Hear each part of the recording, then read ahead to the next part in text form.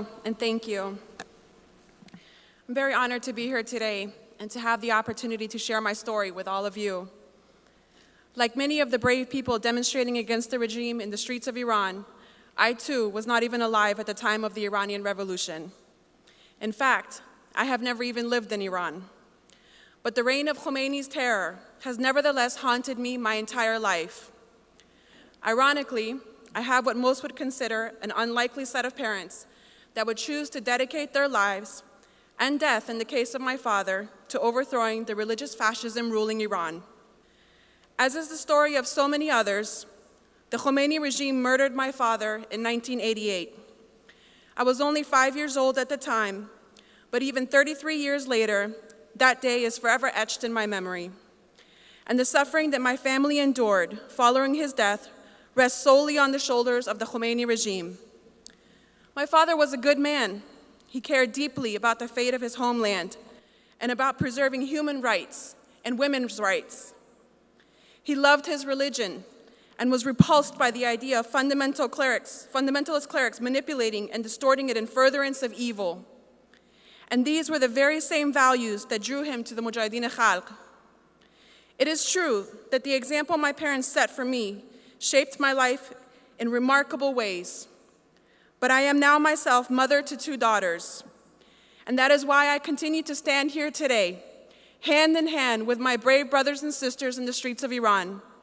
I am now the example setter, and I stand with the Mujahideen Khalq on my own accord. I stand with them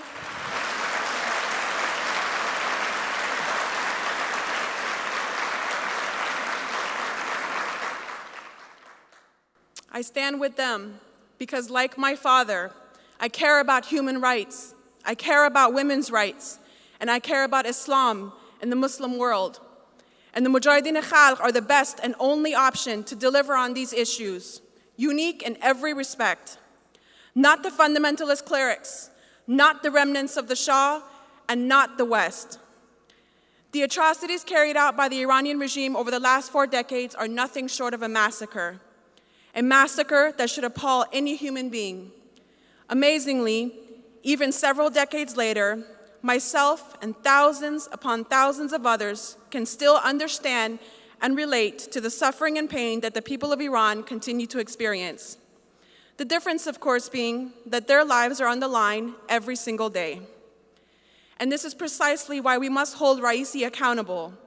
It can never be acceptable for an entire generation to be brought up cloaked by terror.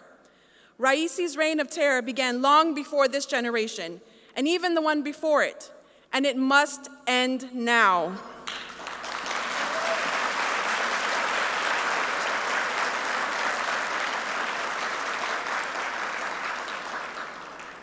There is light at the end of this road, though, and the Mujahideen are it. They embody the values of peace and equality shared by the Iranian people. By embracing Ms. Maryam Rajavi's 10-point plan, we are in fact embracing a free and democratic Iran. The prospects for change have never been as definite as they are right now.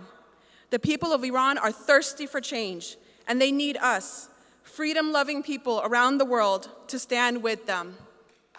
Thank you.